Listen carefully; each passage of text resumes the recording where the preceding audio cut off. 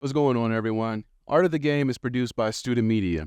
Student Media is a student organization at the University of Evansville. To learn more, visit fireside.evansville.edu. Yeah, make it look easy. Hey, stand up guy on 10 toes. Big body pull up in a Range Rover. I can change the whole game when I say so. I pull up, shut it down, yeah, they know. Running this game ain't a thing for me. I never switch. What's going on, everybody? Welcome to Art of the Game podcast, where we sit down with student athletes to talk about the game of life. And today, we got a real special guest. We got my little bro. We got Raymond Felton III. What's going on, boy? Yo, what's good with y'all? What's good with y'all? As y'all can see, he's flexing his crimson and cream. Hey, Sir. congratulations, brother. Appreciate you. Just came out, Spring 24, EI. For those who don't know, that's Kappa Alpha Psi, part of the Divine Nine, Black Greek fraternity and sororities. Always a pleasure. And hey, he brought something back. Yes, sir. Brought something back. So hey, that's what's up. So we would definitely be getting to that a little bit in this episode. But to start things off, man, again, welcome and thank you for coming on, taking time out of your night. It is, and it ain't late, but you know, it's getting there. Hey, man, appreciate you for having me, man. Appreciate you for having me for sure. So Ray, he come out of Houston. Yes, sir. Houston, Texas, man. Hey, man, you know how they say everything big in Texas. Everything, man. Hey, Like, hey, you know how we do it, man. hey, but nah, man, what's it? You know, Houston, it's a great city. Texas, a great state. So go ahead, talk about your upbringing, dog. Man, so yeah, of course I'm from Houston. Started out in Pasadena, Texas, to be specific. Crazy. Had to get up out of there, though. Mom and dad wasn't really feeling the academic side, so I ended up moving to Clear Creek, ISD. Mom's a doctor, dad's a senior financial analyst, so yeah, so they got their own things. My mom also owns 3 doctor's offices. So definitely a good upbringing. Got 2 siblings right under me. They both look up to me. So my brother's actually playing right now on the varsity level at basketball, and then my sister started her first year of sports. She ended up winning district in track, so I was really proud of that. Just ready to get back home, really, man. But yeah, that's really it for now. Did your parents do sports? Yeah, so my mom was a cheerleader, and my dad hooped.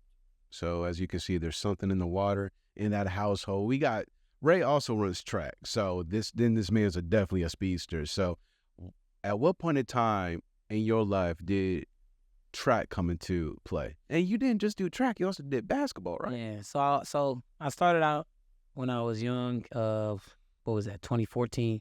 I played baseball first. Really? Baseball. But I got bored because they put me in the outfield and no balls was coming out there and young.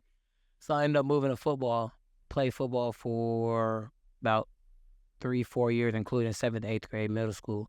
And I also played basketball in middle school. And then, really, I played basketball since 3rd grade. So basketball was like just everything for me. Mm-hmm. And then I did basketball, and then I would do football, but still keeping the basketball track. And then once I got to high school, or actually no, 7th grade, I ran track. I won district in track for the 100, but didn't really think nothing of it. I've always thought I was fast, so that really wasn't nothing crazy. 8th grade year, I ended up getting hurt in track. I fractured my pelvic bone, so I couldn't finish the season out. And then I got to high school, and I let football go. So I was just a basketball track athlete, but basketball mainly. And, of course, I stopped growing. So I kept up with basketball, of course, and then kept up with track also. But it wasn't until senior year senior summer, like going into senior year, that I fully locked in on track. And so I locked in that summer and told my mom and dad I wanted to just do track. So I went into the school year, of course, just focused on track and everything. And then I went to the first basketball game, and they lost. So it kind of made me upset, so I joined back on the basketball team and ended up finishing it out my senior year. And then after that, then I jumped back to track, and I seen a lot of success in the track atmosphere and things like that. And the offers started rolling in, and then by then it was just like, I think this is what I'm meant to do.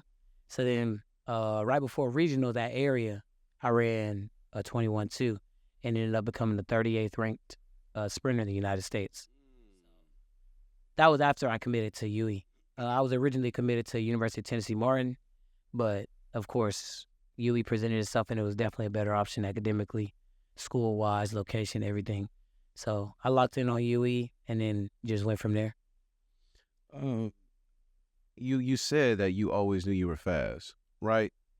But like football, Mm-hmm. you have football. How much of How much do you believe if you being a multi-sport athlete was able to help you in all the sports that you played?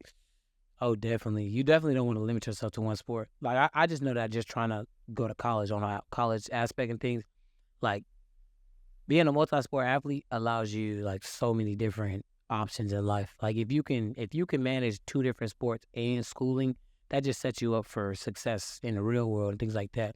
And then every sport brings something. So like football brings like that physicality, and then basketball brings like that true team environment because it's only 5 of y'all on the court, but you got to get used to other people subbing in things like that. You got to learn multiple positions, and then on the track, it's more like you by yourself in some aspects, but then in the relays, you got to count on other people to get you to stick. So like all three of them helped me become like a true leader in the aspect that like I'm mentally tough, I'm physically tough, I'm able to know a whole lot of roles. And then me being a point guard in basketball, I had to know everybody's position. I had to know what everybody else had to do. So it's like I couldn't just worry about one thing. I couldn't just worry about myself. I had to worry about the team. And then getting the track, it was like I had to switch that mindset to be like, if you don't run fast, it's on you. It's like you can't put the blame on other people. So really like taking accountability for my own actions. So all three of them coming together, it's definitely molded me to who I am today. As far as with you doing track, are there any like influences that you look at and be like, okay, if I can take his technique, if I can take what he does, who do you look at? Oh, definitely. So, I mean, it's the big ones, of course. Christian Coleman, he's the fastest short sprinter in the world. So looking at his start, my start is not the best. So obviously I'm going to go to the best person in the world. I'm going to try to get tips from him, but also looking at Noah Lyles, and that made it sound just like I'm just bandwagoning. I actually like my running actually mimics his. Like our starts are never the best, but our top end speed's really good. So I try to see what he's doing and learn the ways he's running in the curves to really boost himself out the curves and propel himself down the finish line and stuff like that. So those are really my true role models in it. And then of course everybody watched Usain Bolt. Yeah. That just inspires everything. Yeah. Usain Bolt winning everything. So yeah, that's definitely those two. What are the events that you run in track, and what is your favorite to run? So indoor season, I run the 60, the 200, the 4x4. Outdoor, I got the 100, 200, 4x4, and 4x1. My favorite event is the 200 though. Why? My acceleration isn't as good in the 100, and the 400 is too long. So the 200 feels just right for me. I could build up in the curve and then down the straight, my top end just carries me. So I have enough strength to finish full speed in the 200. So I love the 200. It's just been with me since I was young. So I just keep it going. So as far as your recruiting process, you talked about you committing first to University of Tennessee Martin. Then you came here to UE. What was it about both schools and then finally UE where you was like, this is where you need to be? Ooh, that's definitely okay. So starting out, I didn't want to go to either. I wanted to go to a bigger school, of course. But as I started weighing my options and things, I didn't want to go to a big school because I was going to get lost in the shuffle. Like class-wise, like I need a lot of attention in the classroom, so I needed a smaller classroom. I didn't want to go on a big campus because I didn't want to get sidetracked. I wanted to be able to focus on my two things. So once I talked to the UT Martin coach, of course, they presented themselves with the money aspect. That's always the thing in track because you can't get a full ride in track. You got to get half and half. So some of these schools are coming with 75 or 60% scholarships, and UT Martin came with 85. So I was paying just 15%. But once UE presented itself, it was like, initially before I got into the fellows, they were giving me 85. So I was like, okay, now I got two schools that are weighing the same. And then I chose Tennessee Martin. And then I found out that I ended up getting into the fellows. And fellows, obviously, it covers full tuition. So the money aspect looked amazing. And then I started weighing the true option. And I was like, hey, I'm going to be staying in a new dorm. The track team is going to be really fresh. Like, we brought in 45 new athletes. So I'm going to be part of a new team. And he said he wanted to use me as a building block also. So just hearing everything and then weighing the option. Then my parents speaking highly on it, saying that you get a degree from here, this and that will happen, set me up for success in the real world. So I just balanced everything, prayed to the Lord, and got me here. You're talking a whole lot about your academics, right? Both sides, but at what point do you think at a very young age, you talked about what your mom and your father do right now, At what point when you were real young was that really instilled with you? It's like, listen, you can be an athlete, things of that nature, but this other side matters just as much, if not more. Of elementary. So as I said, I played basketball. And of course, being in Texas, all athletes are good. Like, you're going to see good athletes no matter where you go. I mean, we're fifth graders being able to almost compete on varsity levels and things like that in Texas. So there was one day where they found out I had a C in a class, and it was on game day. This was the first time they ever did this to me. So I'm in class. Out of nowhere, I get home, and they're like, oh, you're not playing the first half of your basketball game. And I'm like, why? What did I do? And they're like, you have a C in your class. I'm like, that's passing. And they was like, not in our house. So I was like, that truly woke me up. And I'm like, dang. So then my mom is up talking to me like, academics matters. Like, you're not going to have sports your whole life, but you're going to have that degree your whole life. So I started really maturing at a young age with like, I got to be able to balance sports and academics. I was just about to ask you, was there any punishments? Yes, man. I was the only one? It happened multiple times. Or like it would be threatened. So I used to do things last minute. So that's a big one. You know, hey, everybody knows about that, like doing projects and stuff. Yeah. So I did a project 3 weeks in advance. It wouldn't tell my mom about the project till the night before it's due. And now we got to scramble and try to make stuff up. So I remember one time she was like, next time you do this, I'm just gonna take you from basketball. Like, you're not gonna be able to hoop for the whole season. So it was like, yeah, I'm doing my work, but now I got to really like start doing them. So those punishments used to hit. Those punishments used to hit different, man. The whole season. It's like, or they'll just be like, I'll take the rest of the season from you. So like, if I was already in basketball season, already in football season, it's like, you don't got to finish the season out there. There's other people that could play. So like, yeah, they said that they'll make me go to the game, but they wouldn't let me play in it, stuff like that. Then I would have to tell the team why I'm not playing this stuff.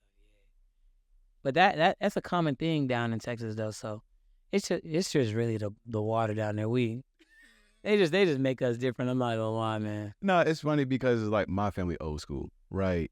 Dad, he's from Dallas. Mom, she got a lot of people that's from the South. And so it's like, nah, I didn't do a whole lot of sports growing up. So it was like, but man, I'm telling you.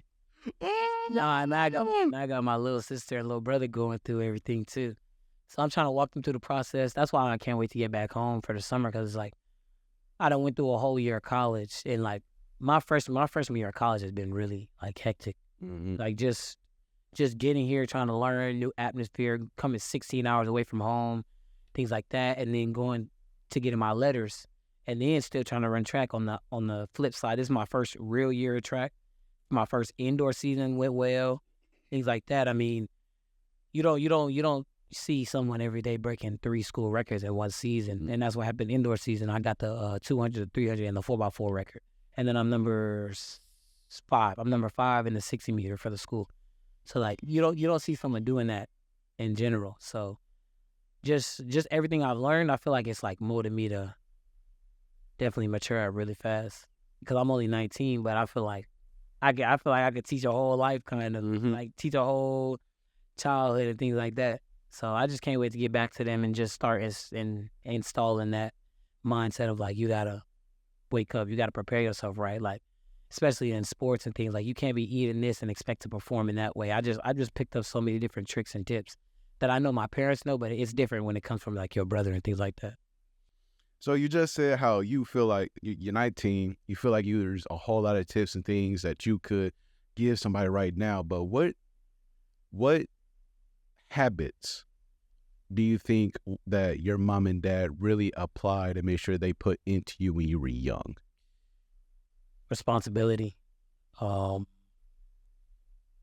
Responsibility. That's the true one I could think of, just in everything, like being able to get your clothes the night before, being able to get your homework done the night before, making sure, like, they used to want us to have, or like, because my brother and sister take lunch to school, they used to want us to have all that done the night before, and then be able to set your alarm and wake up on time without your mom and dad having to get you up Like doing that stuff in middle school, trying to catch the bus at 6:15 as a 13, 14-year-old. So like just me learning all that now, it just helped me once I got here. It's like, okay, I got a class at 8, so I need to be up by 7. Or I got weights at 7, I need to be up by 6 so that I can still eat something and then let that digest so I can get to weight room. Just those type of things. It's just like, that's just being responsible. That's stuff that people don't see, but it's bettering you in the end. So like that's one true thing I could truly say, like, that they instilled in me in a little age. I learned how to iron clothes when I was in 5th grade. And some kids don't know how to iron clothes now. My dad taught me how to tie a tie in 5th grade. Some people don't even know how to tie ties now. It's like, and then I learned how to make money in middle school. So of course my mom entrepreneur, my dad really good with money and understands the math. So like they started teaching me things. I started picking up on stuff. So like I have a real entrepreneur mindset already. And I had that since I was in middle school, just trying to sell lollipops throughout the hallway and make money. I ended up making like $80 in one day off just selling lollipops for $1. Stuff like that. That's just stuff you don't see.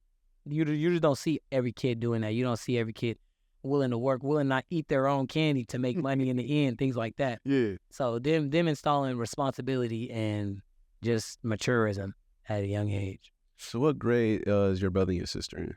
My brother's a freshman in high school. My sister's a 7th grader. So how much do you talk to them like, hey, look, especially like, bro, they like high school. Man, listen, bro, that stuff is going to go by fast. Hey, who you telling, man? Oh, my goodness. Man, I still feel like I was in high school. Freshman year, I'm about to end my freshman year of college. Oh. I'm like, gee, my brother's finna end his freshman year of high school. It's like, it's going by fast, man. He finna be able to get offers. Like, I got 2 cousins, they about to graduate. I'm like, it was different when I graduated, but my cousin's finna graduate now. It goes by fast. You gotta live in the moment. You can't be worrying about the past or the future. You gotta live in the moment truly. And that's coming from me. I live in the future too much. I'm worried about what's gonna happen next. Like, I'm in practice today thinking about what's gonna happen at the meet. The meet's not till Saturday. It's like, you gotta live in the moment. You gotta prepare yourself now. So that's something that I'm starting to try to apply to my life, is just live in the moment and enjoy what God's giving you at that time. That's so hard, right? We're either so much focused on the past or we're so focused on what we want to have planned. We can't even really smell the roses. Exactly. We can't even really enjoy the journey. That's really. And how much do you think that not just affects you as a person, but also as an athlete as well? Well, like just enjoying the process, especially with track. Like so in track, you're running, like I run 100 meters, I run 200 meters. The fastest 100 meters that ever been ran is a 9 seconds at 56 milliseconds. So like you train for 5 days a week to go and try to run a 9-second race. And then you come back and train again just to shave that time maybe to a 9.54. Or in my case, I run a 10.7 and I'm trying to shave that off to a 10.6 or a 10.5. Which is very hard to do, and I'm consistently putting in work. So it's like, you can't get it all at once. It's like, so right now, I'm at a 10.7 as my PR. If I run a 10.69, I got to enjoy it. It's a PR at the end of the day. It's 0.01, but hey, I ran faster that's the fastest I've ever ran. So it's like, once you start thinking about it like that, even in basketball, maybe this game, you had 12 points, but you only hit 2 shots. Or you only hit 2 threes. And then next game you hit 3 threes and you still have 12 points. Well, look, I made another jump shot than I did last time. So you got to be happy for those type of things. You got to be happy for the steps that the Lord's putting in your face. You can't just try to get it all at once. And you definitely can't be upset when you're doing better, because he can take it away at any moment. Like that, and that's real. He can take it away at any moment. One moment you could jump, one moment you could run and be hurt, and then you done. And now you sitting here like, dang, I wish I could have did this, wish I could have did that, instead of just being happy for what you did in the beginning. How big, in your estimation, in your opinion, how big is your faith? Everything. Without him, works is dead. Dead. I mean, I have a scripture on my arm. You can't see it right now because I just got it touched up. But say I can do all things through Christ who strengthens me. Philippians 4:13. So it's like, no matter what, like, you have him. If everything else leaves, if like, God forbid, your family's not there to help you, you can lean on him. When there's hardship, like, I'm away from my family right now. so I can call them, but it's different than being in person. So I gotta truly lean on the Lord. I gotta ask the Lord for forgiveness, ask the Lord for strength when I'm going through hardships. If I got a hard test, like it's finals week, only person that's gonna get you through that is him. At the end of the day, you can do all the studying you want. If he not on your side, then you're not gonna get through that fight, man. Like that's just real. So like, man, my faith is big, and I truly started seeing that in high school. Like I went to church in elementary, I went to church in middle school, but I didn't start truly understanding it until high school. And what truly made me start understanding it was senior year. I made a promise to myself and to the Lord that I would read my Bible every day. And it's easy to do that when you don't have a game that day. But when I was in basketball season, while I'm stretching, I'll put my headphones in and I'll have the Bible just playing. I'll go through at least 2 chapters. And that, just listening to it, I can feel him like coming into my body, helping me relax. Yeah, taking the nerves out. Like you were built for this moment. Like you understand the word. I understood what he's teaching me, and then I go out there and just shine. Go out there and do what I got to do. So like definitely, the Lord has got me through everything for sure. It sounds like also not just responsibility, but discipline. Yeah. Oh yeah, for sure.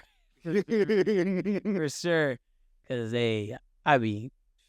I never think about just acting out and stuff.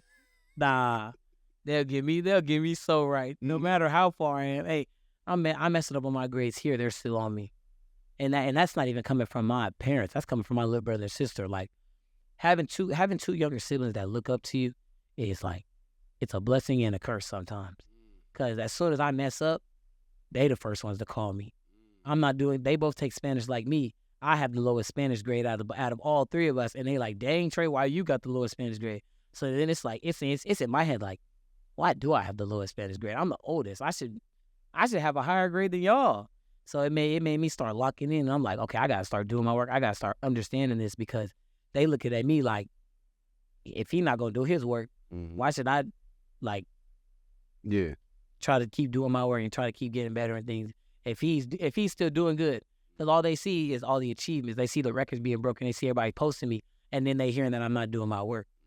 So in their eyes, it's like, okay, I can still be good on the basketball court. I can still be good on the volleyball court and then or my sister cheerleads. So on the field and stuff without doing my work. And that's not the case. You got to do your work. You got to be good. And you got to be disciplined in every aspect of life to be successful.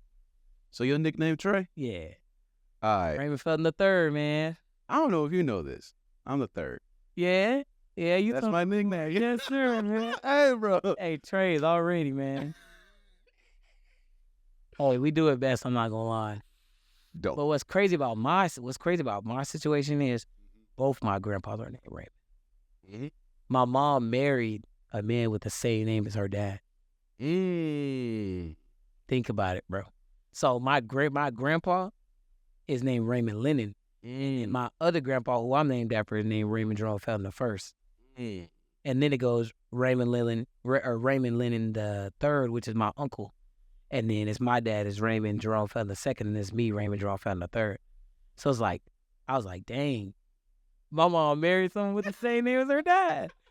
But like, I like to love and I like to tell that story because it's just different. Like, I like the aspect that I'm different than everyone else. So anything I can incorporate that's different than people, I like to just let those differences show. And that's truly what makes people, like, you don't want to be the same. And I try to tell people, like, don't try to be like someone else. Like, go get it on your own. Go make your way in life, things like that. Like, I have a writing minor. And when I tell that to some people, it's like, dang, you really have a writing minor? Like, I enjoy writing. And I don't even look like the person that enjoys writing, but it's just different. Like, that's just what I like to do. I like to write. My mom used to help me with writing, and then I came to love it. So, like, that's the difference about me. I like to write. So I like to exploit my differences and let them show all the time. We're going to get back to the names because that's something that's very important to me. So we definitely going to get back to names because I think that can be a whole other discussion. You talked about being 16 hours away from family. Yeah, you're from Houston, Texas. You're from Texas. You come to Evansville, Indiana. Hey, man. Atmosphere crazy, man. I'll let y'all know right now. Where he has anything, it's definitely a difference. In every aspect, there's a difference, man. Was it like a culture shock for you, or were you just like... Just okay. We have all cultures in Houston. Don't get me wrong, but like the way they act and the way they act down here is man. It's wild. And this is not to throw no shade on nobody. No, I'm not gonna get too deep into the topic, but just talking about KSI alone, total difference. You can like there's people that don't understand, and you can see it. So it's like total difference right there. Being away, being that far away from family, was that something that one you were perfectly cool and fine with doing, or was that a conversation that you and your parents had? I came to them with it. I was cool. I was cool with being away. I just wanted the money, man. Whatever school's gonna give me that scholarship, I was like, I'm willing to take it. I'm willing to go do what I got to do with it. So that was really it. So, Ray, was there during high school, right, or just during your time in general before coming to college, did you ever do any AAU track and field? Yeah. So going into junior summer when I started trying to see if I wanted basketball or track more, I ended up doing AAU track for the Mainland Jaguars down in League City, repping always. So my coach Floyd, he ran the Olympics. He a 2-time Olympian, ran at Baylor. So he ended up taking me under his wing and allowing me to run for their track team. So it was definitely different, I'll say, because, I mean, track meets, we had to be there at 8 a.m. We wouldn't leave till 5. And, in Texas it's 110 degrees, but it was all worth it. I mean, at the end of the day, I'm a 2-time junior Olympian, 2-time All-American, things like that. Got to experience stuff I would have never experienced if I didn't run AAU. Like, I ran at Drake, and come to find out, Drake's in our conference. So it's like, I ran at a school that I'm going to be potentially running at in college. So that was always cool. And then also got to run on the HBCU campus, which is a dream. I want to go to HBCU still to this day. So running at North Carolina A&T, it was just a dream come true. It was like, this is somewhere I want to end up. It's like, it meant a lot to be able just to run there. And then like the atmosphere, like stands is packed. Thousands of people, not a single seat left open, and seeing the young athletes running, the older athletes. And of course I came in old because I was already about to graduate. So I was running 17, 18 for 2 years. But just seeing like the 5 and 6 year olds just being able to compete at Junior Olympics, like think about that. Like that's crazy. There's 5 and 6 year olds that are already All-Americans and stuff like that. So it was definitely a cool experience, and I wouldn't trade it for the world, man. Besides A&T and besides Drake, what are some of your other favorite places that you ran? Oh, I ran at U of H in front of what's my coach? Dang, it just slipped my mind. But yeah, the U of H coach, of course, he's a USA qualifier. He won the Olympics, so he was the fastest man in the world. He was a long jumper. I can't think of the name right now. I have to find it. And then also running at Indiana was fun. Oh, the complex for indoor. That was fun. Let me find that coach real quick. 'Cause I cannot. Carl Lewis, that's what it is. Okay. So Carl Lewis is a well-known track athlete, of course. But running in front of him, I ran the 60, and he was standing like right there watching me run the 60. So just to win right in front of him was just cool. And then he talks after and stuff like that. But yeah, I definitely like running at U of H. I loved running at Indiana. That's where I broke the 200 record for UE. And then in high school, we didn't run anywhere else. My high school ran at Texas A&M this year, but I didn't go in high school. So those are really the only places right now. Oh, I ran at Louisville also. So that was because that was the first time I ever seen an indoor track move. It's like so it's flat and then it moves in front of you. So that part was live. Okay, but that's it. Those are the only places. What are some of the biggest advice that you've gotten from current and former track athletes? Stick with it. Trust the process, really. You're not going to be able to get everything at once. Justin Gatlin is a known track athlete.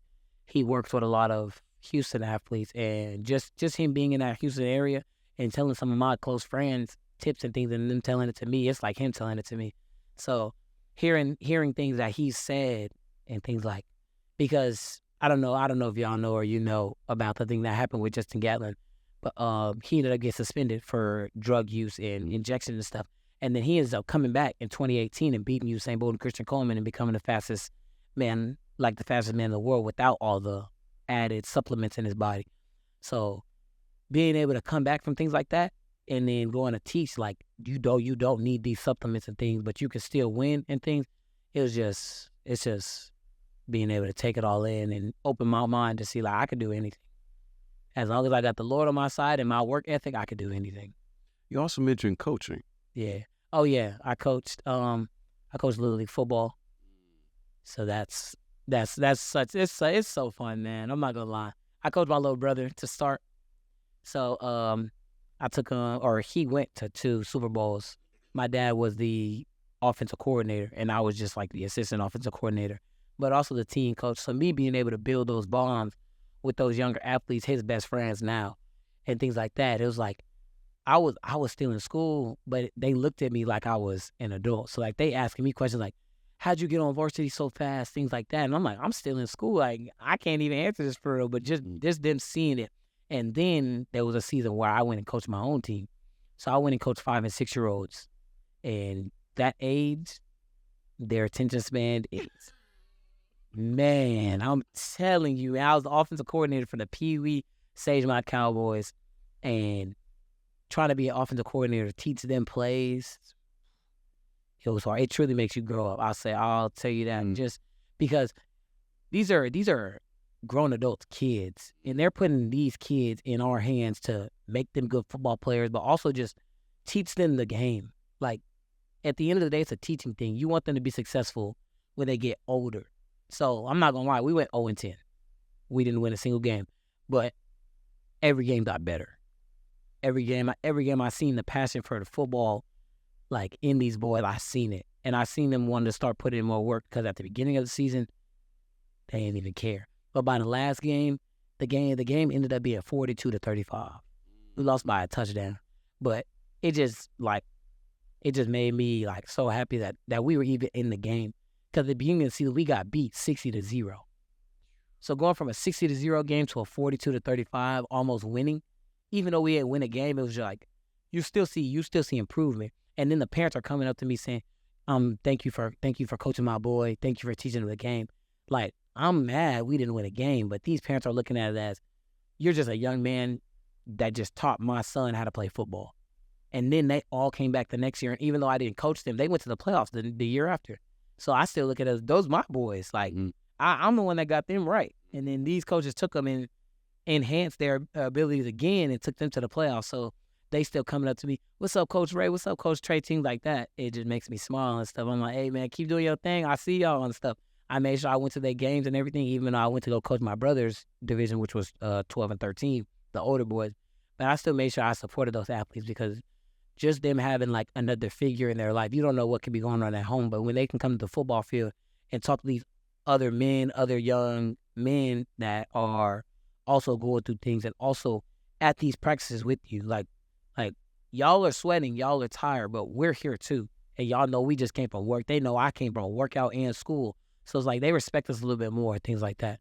So coaching is definitely a big part. And I coached my little sister in basketball. So I was able to coach female athletes. So that's a totally different thing, because females are emotional creatures. Like, one thing don't go right, they miss a shot, they don't want to play no more, things like that. Or in some cases, like, my sister's the best one on the team, but I can't show favoritism. Yeah. And because I'm not showing favoritism, it might look like I'm being mean to my sister and things like that. But no, I care about you. I want you to be the best you can be. So yeah, coaching females in basketball. And then the role wasn't even mine. The coach quit, and they're looking to grown adults to step up. And you have a teenage high schooler who stepped up to coach the team.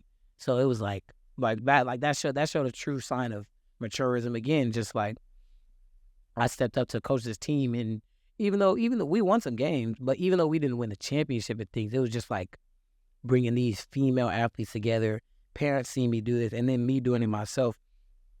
I was just proud. And then I was thankful that I even got the opportunity to do that. What got you into it? Coaching my sister and them? Just coaching in general. My dad and my mom.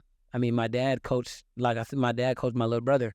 And once I didn't want to play football anymore, I understand the game so much that it's like, why not let kids pick my brain? Why not I give them what I know?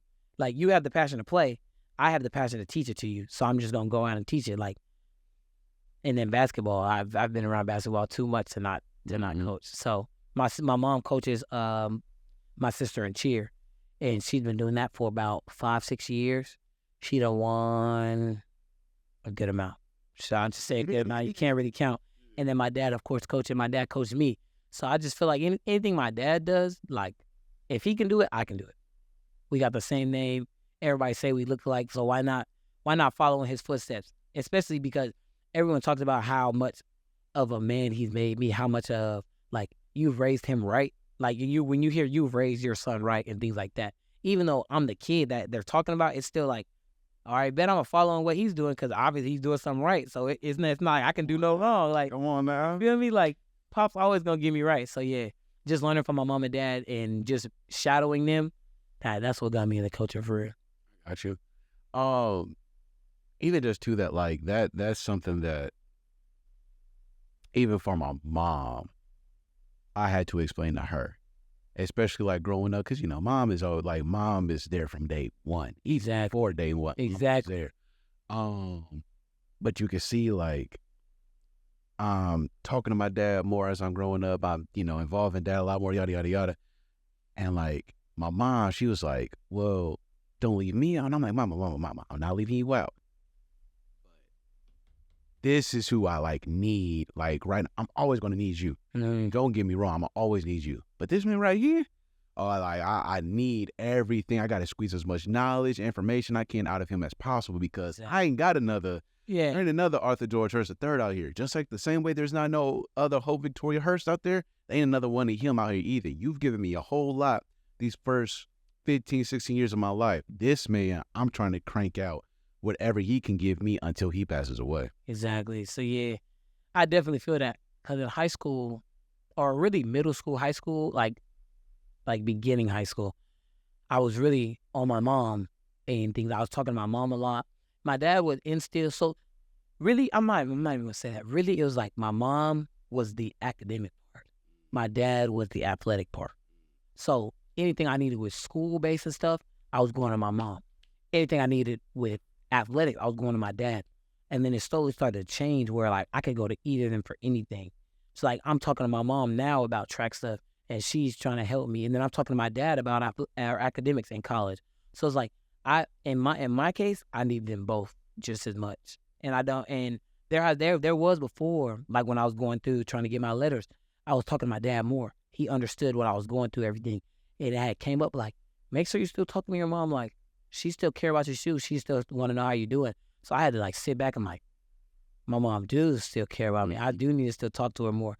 But I still looked at it as like, this man went through exactly what I went through. It's like, I truly need him right now. Yeah. So I definitely see where you're coming from, and that has happened to me multiple times where like it'll feel like I'm going to one or the other when I'm just trying to get knowledge from both at the end of the day. So just a balance. Mhm. Just a balance, showing both that you care and things like that. But it all works out in the end. Shout out to mom and dad, man. Fact. Shout out But to Dad, we love y'all. Man. always, always. So Ray, freshman year wrapping up, right? The track season's wrapping up. Man. Going into your sophomore year, man. You just whoo Already, man. about how fast it went. So what are your plans for the off season? What we working on to get better mentally, physically? Ooh, okay. Definitely got to stay in the weight room, get my body right. Trying to slim down, but also put on more pounds. I put on 16 pounds this year. So, and that was a muscle. So now I'm trying to slim that back down, but keep the weight up so that I can move faster, move quicker. Academically, just study. Like, get ready for these classes because they ain't no joke. Definitely ain't no joke. And then family time. Like, soak in all the 3 months I had with my family before I come back to UE. So that's really the game plan right there. Nothing else to it, just those simple 3 things. Stay in the lab on the track, stay in the lab on my academics, and then just stay with my family. Boy, thank you for coming on. Again, thank you for taking time out of your night. Definitely going to get you back on. That, man. For sure, boy. Hey, definitely enjoyed it, man. Appreciate y'all, man. For sure. Appreciate y'all for rocking with the kid. They know running this game ain't a thing for me. I never switched up, no change in me. The only thing changing this season, you go against me, then you know that you tweaking, okay? Cause baby, I'm him, I be on 10. Two-stepping in the party, I do not dance. Watch how I move, make it look easy. Count it up.